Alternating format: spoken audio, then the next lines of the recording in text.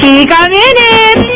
Nagpaka-daring na rin si Jeneline Mercado. Napapayag siya ng isang men's magazine na mag-pose para maging cover girl. Ang chikahatid ni Nelson Canlas.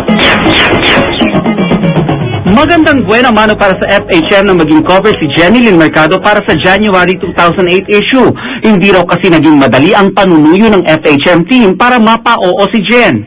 Ang daming beses ko talaga pinag-isipan. Itong week na to, hindi.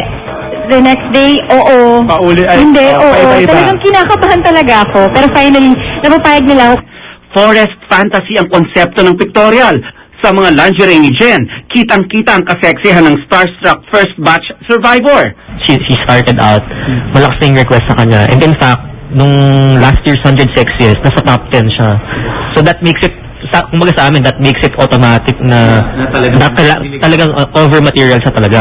Kwento ng mga taga-FHM, hindi raw nila malilimutan ng pictorial. Nasabay kasi ito sa Manila Pen Siege at ilang kanto lang daw ang layo nila sa hotel.